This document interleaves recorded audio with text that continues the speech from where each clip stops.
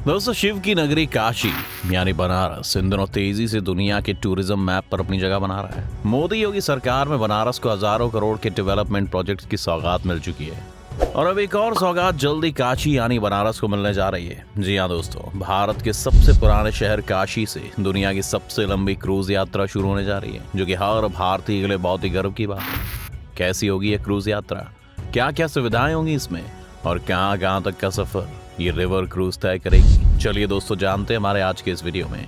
दोस्तों, अगर आपको भी क्रूज पर जाना पसंद है तो अब इसके लिए आपको दुबई और सिंगापुर जाकर पैसे खर्च करने की कोई जरूरत नहीं है। अब आप क्रूज का मजा अपने देश में ले सकते हैं, और वो भी दुनिया की सबसे लंबी क्रूज जर्नी का। जी हाँ दोस्तों, भोले की नगरी काशी को बहुत जल्दी एक नई सौगात मिलने वाली है। लेटेस्ट डेवलपमेंट के मुताबिक दुनिया का सबसे लंबा लग्जरी रिवर क्रूज जनवरी 2023 में अपनी यात्रा शुरू करने के लिए पूरी तरह से तैयार है, जो लगभग 4000 किलोमीटर की दूरी की यात्रा तय करेगा। इसकी घोषणा हाल ही में केंद्रीय बंदरगाह, जहाज रानी और जल मार्ग मंत्री ने की थी। ये क्रूज उत्तर प्रदेश के काशी से शुरू होकर असम के डिब्रूगढ़ तक जाएगा। इस क्रूज का नाम गंगा विलास होगा। गंगा विलास क्रूज के नाम से जाना जाने वाला एक क्रूज उत्तर प्रदेश के वाराणसी को असम के डिब्रूगढ़ से जोड़ेगा और कोलकाता और बांग्लादेश के ढाका से होकर गुजरेगा। गंगा विलास क्रूज वाराणसी से अपनी यात्रा शुरू करेगा और बक्सर, रामनगर, गाजीपुर से गुजरते हुए 8वें दिन पटना पहुंचेगा। फिर वहां से 20वें दिन ये क्रूज कोलकाता पहुंच जाएगा। कोलकाता पहुंचने के एक दिन बाद क्रूज भारत की सीमा से निकलकर बांग्लादेश की सीमा में एंट्री लेगा। 15 दिनों तक यह बांग्लादेश की जल सीमा में रहेगा। फिर इसकी वापसी दोबारा कोलकाता में होगी और यहाँ पर भी अपने आखिरी डेस्टिनेशन बोगीबील डिब्रूगढ़ पहुंचेगा। पोर्ट, शिपिंग और वाटर बेस के केंद्रीय मंत्री सर्बानंद सोनोवाल के मुताबिक गंगा विलास क्रूज अपनी 50 दिनों की यात्रा में 27 नदी प्रणालियों को कवर करेगा। साथ ही साथ 50 से भी ज्यादा टूरिस्ट प्लेस पर जाएगा, जिसमें कि कुछ विश्व धरोहर स्थल भी शामिल हैं। उन्होंने बताया कि गंगा विलास क्रूज भारत और बांग्लादेश को दुनिया के रिवर क्रूज मानचित्र पर एक अहम स्थान पर लेके आएगा, क्योंकि एक यूनिक यात्रा होगी। सबसे लंबी यात्रा कराने के लिए तैयार रिवर क्रूज गंगा विलास भारत में निर्मित पहला रिवर शिप है। गंगा विलास क्रूज शिप की लंबाई 62.5 मीटर और चौड़ाई 12.8 मीटर, ड्राफ्ट 1.35 मीटर होगा। इसमें 18 स्वीट्स होंगे और ये पूरी तरह से सुरक्षित होगा। सेफ्टी को ध्यान में रखकर इसे तैयार किया गया है। पूरी तरह से भारत में निर्मित ये शिप काशी के घाटों से अपनी यात्रा की शुरुआत करेगा। ये जर्नी कई सारे नेशनल पार्क से होकर गुजरेगी, जिसमें Sundarban delta, Kaziranga national park भी शामिल है। ये शिप एक बार में 80 लोगों को इस यात्रा पर ले जाएगा। ये जर्नी एक डीएम लग्जरियस होगी, जिसमें तमाम तरह की modern facility, gym, health sector जैसी सुविधाएं मौजूद होंगी। इस क्रूज का इंटीरियर काफी कलरफुल होने वाला है। इस रिवर शिप की छत से फर्श तक सुंदर खिड़कियां दिखाई देंगी, जहां से नदी का शानदार नजारा देखा जा सकता है। एक शानदार लाउंज, एक बढ़िया ऑब्जर्वेशन डेक जैसी चीजें हैं जो शिप को बहुत खास बनाती हैं, और साथ ही इसकी जर्नी को भी।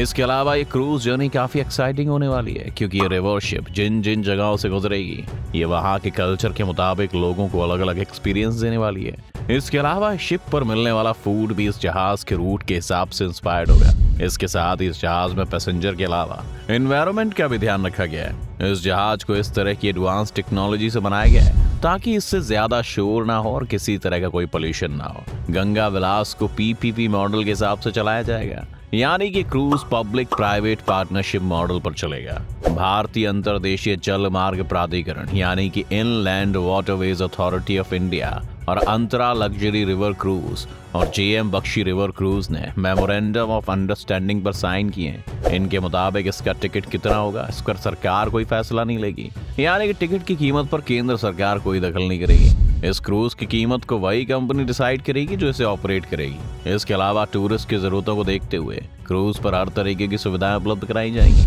आखिर क्या है सरकार की इस योजना के पीछे का मकसद? इस क्रूज को चलाने का मकसद काशी में टूरिज्म को बढ़ावा देना है, और इसके साथ ही सरकार की इस योजना से काफी लोगों को रोजगार के मौके भी मिल रहे हैं। इसके अलावा सरकार का इस योजना को बढ़ावा देने के पीछे का उद्देश्य रिवर कम्युनिकेशन भी है, क्योंकि भारत में जनसंख्या बढ़ने के साथ साथ रेलवे और रोडवेज पर काफी ज्यादा दबाव पड़ रहा है। इस वजह से सरकार की इस नीति का उद्देश्य रिवर कम्युनिकेशन को बढ़ाना और साथ में रिवर टूरिज्म को बढ़ावा देना है। रिवर टूरिज्म बढ़ाने के लिए इस क्रूज पर हर तरह की सुविधा मुहैया कराई जाएगी ताकि ज्यादा से ज्यादा लोग इस क्रूज पर ट्रैवल करने आ सकें। इसके अलावा आगे चलकर अधिनियम में संशोधन यानी कि बदलाव भी किया जाएगा ताकि आगे चलकर क्रूज को नेशनल परमिट मिल सके, ताकि क्रूज एक स्टेट से दूसरी स्टेट में आसानी से ट्रैवल कर सके।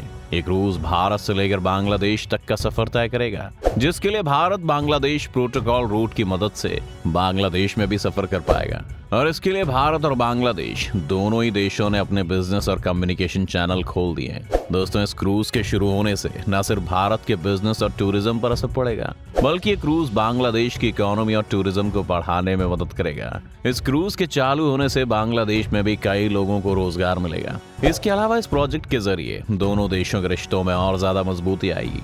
जिस रूट पर यह क्रूज चलने वाला है, ये वो रूट है जो गंगा और ब्रह्मपुत्र नदी को जोड़ता है। इसके अलावा इस बड़े प्रोजेक्ट के जरिए सरकार छोटे छोटे प्रोजेक्ट को भी स्टार्ट कर रही है ताकि डेवलपमेंट बढ़ सके।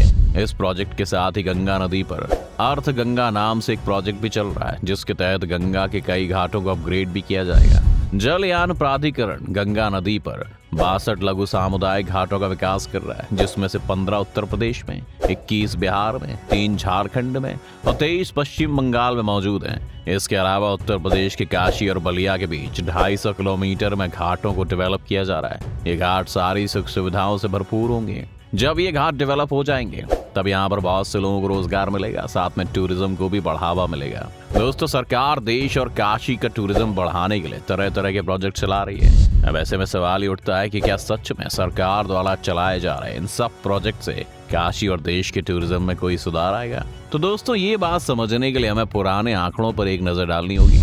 दोस्तों, शिव की नगरी को और खूबसूरत बनाने के लिए और दुनिया की नजरों में लाने के लिए मोदी और योगी सरकार बहुत सी योजनाएं चला रही है, जिनका असर भी काशी के टूरिज्म में देखने को मिला है। श्री काशी विश्वनाथ धाम के भव्य और विस्तारित स्वरूप को देखने की ललक अब पूरी दुनिया में बढ़ रही है। काशी के ऐतिहासिक और धार्मिक विरासत के संरक्षण एवं विकास के साथ हजारों करोड़ की विकास परियोजनाओं से बदली प्राचीन शिवनगरी की तस्वीर लोगों को भाने लगी है। इसका असर यहाँ पर्यटकों की संख्या में बढ़ोतरी के रूप में साफ दिखने लगा है। भारतीय टूरिस्ट के अलावा विदेशी मेहमानों की संख्या भी तेजी से बढ़ी है। एक रिपोर्ट के मुताबिक वर्ष 2022 में महज जुलाई माह में वाराणसी पहुंचने वाले भारतीय पर्यटकों की संख्या 40,03,288 है, जो जुलाई 2017 के 4,61,650 के मुकाबले करीब 10 गुना ज्यादा है। विदेशी पर्यटकों की संख्या में भी कोरोना काल के बाद 174 गुना की बढ़ोतरी हुई है। वर्ष 2022 की जुलाई में 12,578 विदेशी पर्यटक बनारस पहुंचे, जबकि 2021 में संख्या महज 72 थी।